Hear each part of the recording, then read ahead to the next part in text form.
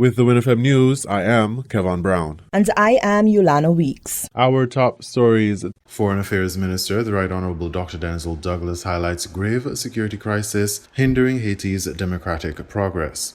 Public assistance sought in the search for missing Nevis resident Trevon Rogers. First Federal Credit Union sponsors the STEM Challenge in Nevis. St. Kitts Nevis Attorney General highlights justice reform and calls for international cooperation at United Nations Crime Commission. Mary Shelford and Kayla Claxton eyes Regional Tourism Youth Congress title after succeeding at local congresses. Guyana says it will not give up an inch of its territory. Trinidad and Tobago climate change experts are warning that flooding will only get worse. Internationally, U.S. Secretary of State Marco Rubio questioned on foreign policy. Now, the details. In the latest edition of In Focus, the Right Honourable Dr. Denzel Douglas, Minister of Foreign Affairs et al. Of St. Kitts and Nevis, voiced profound concern about the escalating crisis in Haiti, underscoring how the deteriorating security situation continues to thwart democratic developments and the conduct of free and fair elections. His comments bring renewed focus on Haiti's challenges, which remain dire and often overlooked internationally. Addressing the troubling parallels between Haiti's turmoil and the violence in other conflict zones, Dr. Douglas drew attention to the alarming scale of human suffering in the Caribbean nation. We believe that the situation in Haiti has not advanced in the way that we would have expected it to advance. The security issue in Haiti is still very troubling. The security issue is preventing the consolidation of the democratic changes that we would have expected by way of a secure and fair election regime. Those are not yet achieved. There are concerns as to why they have not been achieved. But in the meantime, we still have advances of gang warfare to the point where if you were to compare the loss of life, killing, what is happening in the Gaza, what is happening in Haiti, the numbers are very similar. People don't understand that. The numbers are similar, and that is not sustainable. His remarks highlight a stark reality. While the crisis in Haiti is comparable to some of the world's most recognized conflict zones, it often fails to receive commensurate global attention or intervention. The persistent violence marked by fierce gang warfare continues to destabilize governance structures, intimidate voters, and obstruct the long-awaited democratic reforms. Dr. Douglas called for the international community's clear and decisive policy stance, particularly within the United Nations Security Council, to support Haiti's path toward peace and democracy. So we need to make sure that at the Security Council level, there is clarity as to what is going to be the policy of support by the big boys at the UN for Haiti, because Haiti for us, situation is unacceptable. Reflecting on Haiti's historical burdens, Minister Douglas referenced the long-standing economic injustices that have compounded the country's challenges. Do you know what Haiti had to pay to France? And so matters like those were discussed in our meeting last week. Somehow we need to engage France and say to France, come on. More responsibility. Yes, you have to accept more responsibility for this. He expressed hope that ongoing diplomatic efforts addressing border disputes and regional tensions would ultimately contribute to stabilizing the area. And so we're saying, let us wait upon the ongoing activities of solution to these border issues. Let them play out properly. And then hopefully the area will be settling down and we will have more focused attention on our development. Minister Douglas's comments serve as a sobering reminder that Haiti's crisis is complex and deeply rooted in historical grievances and contemporary security failures. The need for international solidarity, clear policy guidance, and tangible support has never been more urgent to prevent further deterioration and to foster an environment where democratic institutions can take hold. As the global community watches, the call from leadership within the Caribbean region stresses that Haiti's plight demands immediate and coordinated action to restore peace, security, and the promise of democracy for its people.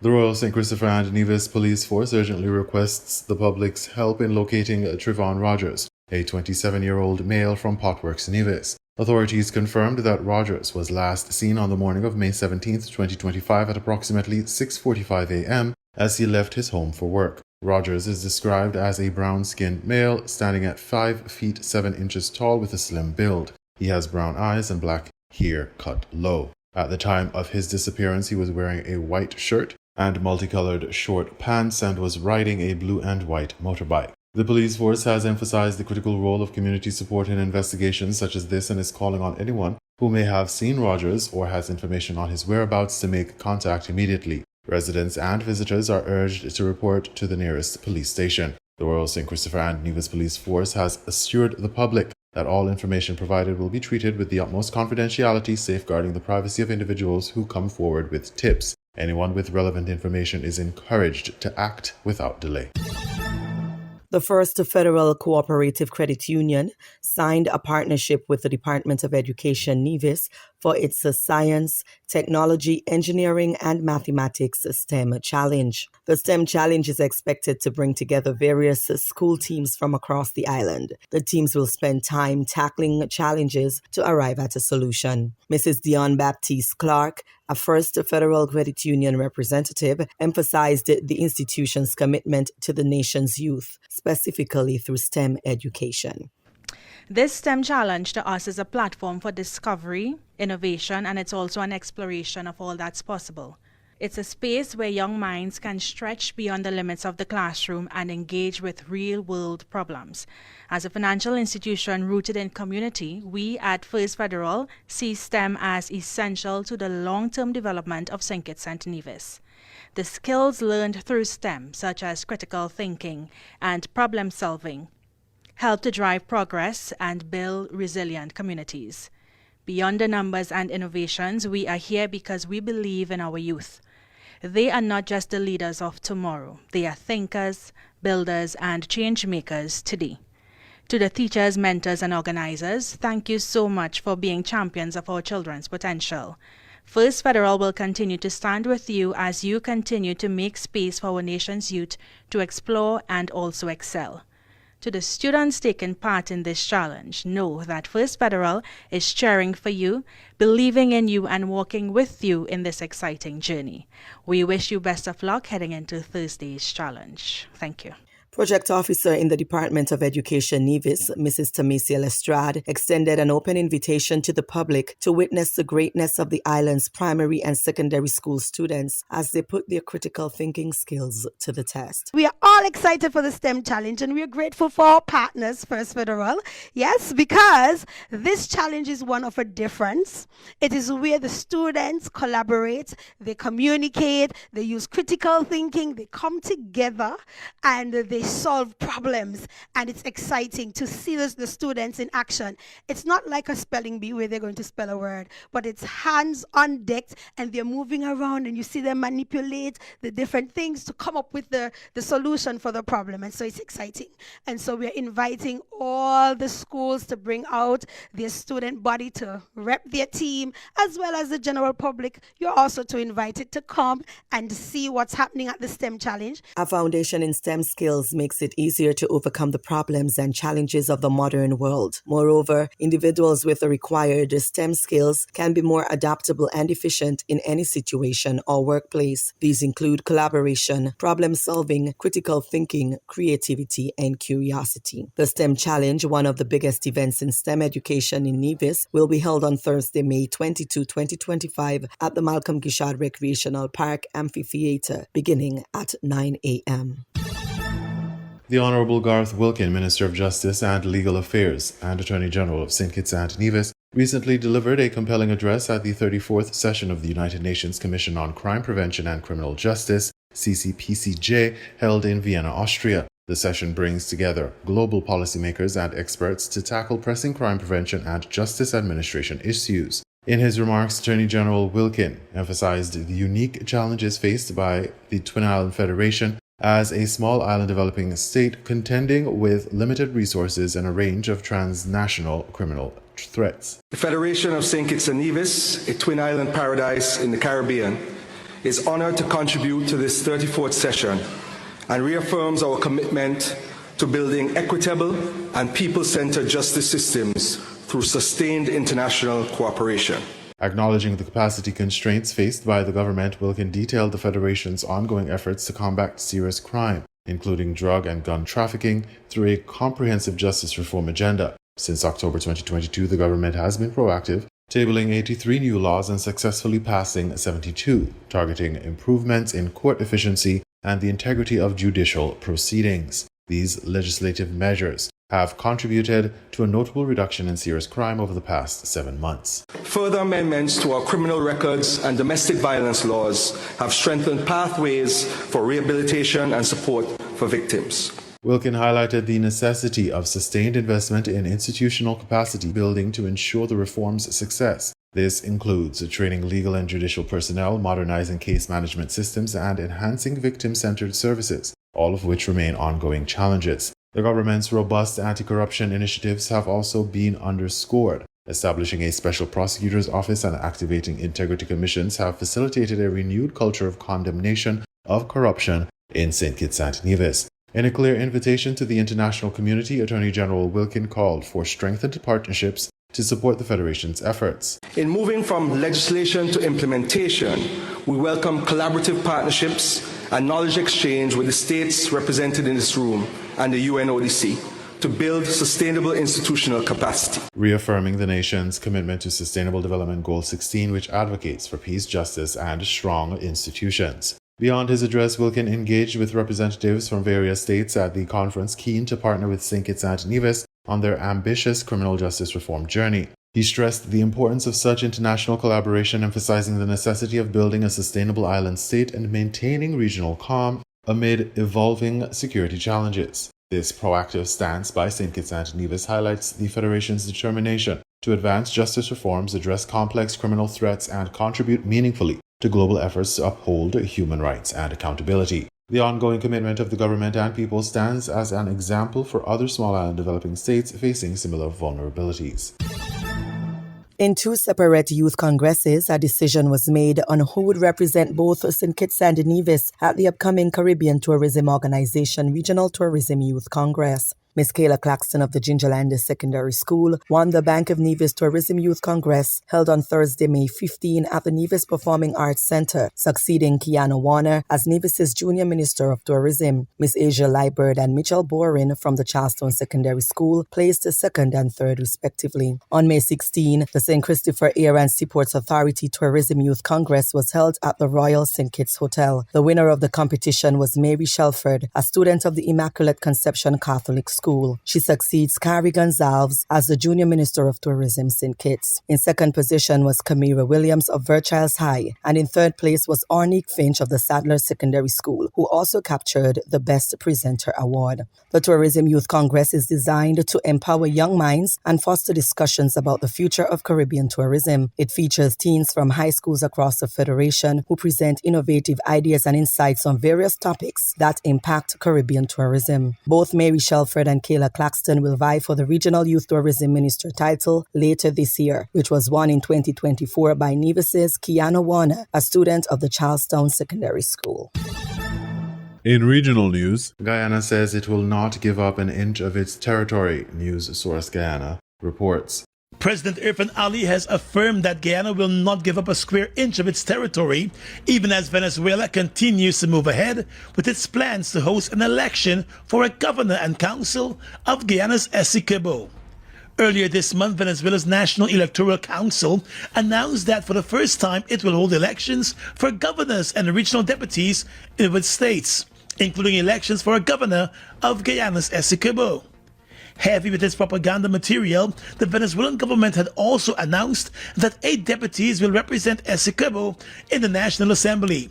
The Guyana government continues to condemn the acts of aggression from Venezuela. On Sunday at a Labor Day luncheon, President Irfan Ali said Guyana knows how to protect its territory. I want to thank our trade unions. I want to thank our membership in the trade unions who stand up every single day in defense of Guyana. We will not move an inch. Every single square inch of this country will be protected. Make no mistake, We know how to protect what is ours. The president also hailed Western diplomats in Guyana for raising their voices in defense of Guyana and its territorial integrity. And make note, as Guyanese, we must make note of those of our partners in the international community who will speak for us consistently, who will stand up for us consistently, because our freedom, our dignity, our safety, our sovereignty, our territorial integrity, when tested, requires the friendship of those who will walk the walk with us and those who will stand up with us. And I want us to give our international partners a resounding round of applause. I want to thank our trade unions. I want to thank our membership in the trade unions who stand up every single day in defense of Guyana. We will not move an inch. Every single square inch of this country will be protected. Make no mistake, we know how to protect what is ours. President Ali said with this being an election year, citizens must seek to be united on the issue of protecting Guyana's territorial integrity and sovereignty. Last month, the International Court of Justice issued an order blocking Venezuela from planning or hosting any election for the Essequibo. Venezuela has said it does not recognize the jurisdiction of the International Court on the matter. Trinidad and Tobago climate change experts are warning that floodings will only get worse. CNC3 has that story. A familiar sight for Trinbagonians has been met with a renewed warning from climate experts. Invest now in mitigation or face further devastation. It took us years to get here, and it's going to take us years to get out of it. Currently in Panama for Climate Week, Steve Maxime has been following the effects of a weekend of rainfall across Trinidad and Tobago. He says while the country's response must be immediate, it must be strategic. It is not a matter of immediately, digging drains, widening drains, protecting riverine areas. All of these things require time, and it makes absolutely no sense if we attempt to clear drains that are going to be flowing in no particular direction. Instead, Maxime wants existing legislation to be enforced as it pertains to building codes, stabilize hilly areas, cut down on illegal clearing of land and monitor quarrying. It's a point Jamaican applied climate scientist Dale Ranking backed up, saying flooding is not a Trinidad problem, but a Caribbean problem. We have to look at where we're building as well. Some of our infrastructure are in floodplain and flood-prone areas. Do we need to start lifting those, for example? Do we need to retreat from some of the areas that we currently have? In a statement to CNC3 News, Minister of Planning, Economic Affairs and Development Kennedy Swartzing said plans are underway to consider climate risks in developmental projects. The government under the Honourable Kamala Prasad Bisesa is focused on an economic revitalization strategy aimed at placing the private sector as the driving engine. Therefore, we understand and are focused on ways to further integrate climate risk into our national and economic development plans while building more robust policies. TNT's lead climate negotiator, Kishan Kumar Singh, tells us the price of inaction could severely outweigh the price of action. That comes too late. We now bring you these international reports. To the US now, where America's top diplomat Marco Rubio has been questioned by the Senate Foreign Relations Committee, his first appearance since becoming Secretary of State. During the hearing, Mr. Rubio discussed the possibility of Syria falling into civil war, the difficulty of reaching agreement with Iran over their nuclear program, and the threat from China, and also Ukraine and Russia. One senator suggested to Mr. Rubio that President Putin is, quote, playing Donald Trump like a fiddle. Here's the Secretary of State's response. Because the truth of the matter is, when Vladimir Putin woke up this morning, he had the same set of sanctions on him that he's always had since the beginning of this conflict. And Ukraine was still getting armaments and shipments from us and from our allies. And the European Union is about to impose additional sanctions. And the U.S. is looking for no Patriot batteries to be able to transfer from other NATO nations into Ukrainian hands. And what the president's trying to do is end a war. He's trying to end a bloody, costly war that neither side can win, and people are dying every single day. Let's speak to our State Department correspondent, Tom Bateman. So, Tom, on the subject of Ukraine, what do you think we learned there?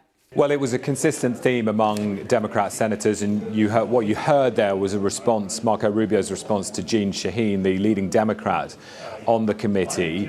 And what was put to him was the argument that, as you heard, Vladimir Putin had played President Trump like a fiddle. She wasn't the only senator to use that expression.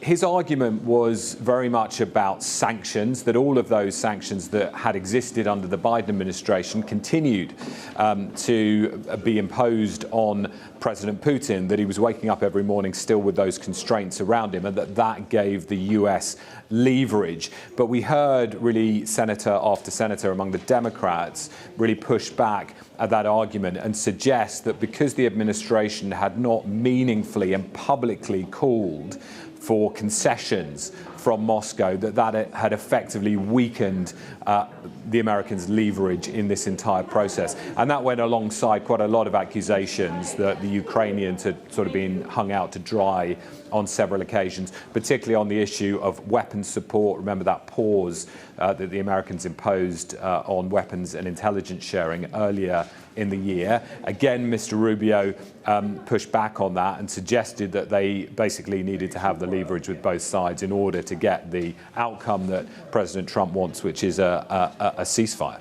And just taking us back to the Middle East for a moment, Tom, also some interesting insight into US communications with Israel. Yeah, we got a confirmation basically from Marco Rubio that the Trump administration has been applying some pressure on its Israeli ally over the last few days to lift part of that aid blockade. Mr. Rubio saying that he was pleased that some aid had now finally been allowed in, but agreeing with the view that it was insufficient, so calling for more to take place. But it came among a few really testy exchanges on Gaza. That was in an exchange with Jeff Merkley, a Democrat senator, who asked Mr. Rubio if the administration was making it clear to its Israeli ally that it was unacceptable, in his words, to use food as an instrument of war. And also, he asserted that the Israelis had been systematically destroying Palestinian homes as a means to drive out Palestinians. And we got another interesting confirmation from Mr. Rubio there that they have been speaking to other countries about what he called the temporary relocation of Palestinians. Now, this had followed a report, a US media report over the weekend, that the administration had been speaking to Libya about taking up to 1 million Palestinians. That had been denied by the White House. Mr. Rubio said he wasn't aware of that, but he did say, as I say, that they're talking to some other countries about the movement. All of this, of course, in light of President Trump's ideas to expel Palestinians from the Gaza Strip and for the US to annex it, a move that would be in breach of international law, although the administration has always tried to characterize this as some kind of humanitarian gesture. But Mr. Rubio, therefore, putting a bit more emphasis on those reports. Severe drought in Syria this year could cause 3/4 of its wheat crops to fail. That's according to the United Nations Food and Agriculture Organization, or FAO. But last week, US President Donald Trump said he would order the lifting of all sanctions on Syria, raising farmers' hopes. In order to give them a chance at greatness. We are anticipating a kind of food gap, food shortage of 2.7 million tons of wheat for this year. Tony Ettel, the FAO's Syria representative, said the flow of funds could revive the agriculture sector. This is indeed helping the agricultural sector for an improved production through the access of technology that can help in better use and efficient use of the water resources. Wheat farmers like Asad Azzeddin have seen their crops fail due to the drought. He says, quote, "It did not rain at all." Shepherd Jassim Abu Mohammed faces a similar dilemma. He is worried that farmers may not be able to support their families during droughts. Syria's agricultural sector was severely damaged by fighting and heavy bombardment during 13 years of civil war. Now drought has worsened the situation. Damascus depended on wheat imports from Russia to support a bread subsidy program in the past. But Moscow suspended its supplies to Syria, soon after Islamist rebels toppled former President Bashar al-Assad. Unable to buy wheat and fuel, Syria's new government lobbied for a lifting of US sanctions, which for years isolated the Syrian economy and made it dependent on Russia and Iran. The EU has eased sanctions related to energy, transport and reconstruction, and associated financial transactions. However, some have argued that this is not enough to support Syria's political transition and economic recovery. The aftermath of Israeli airstrikes in Khan Yunis. Wounded people and the dead, including women and children, carried on carts and stretchers to Nasser Hospital. The children, the entire family, from the father to the children, were inside their tent. Suddenly, without prior warning, a drone missile hit the family, completely exterminating it.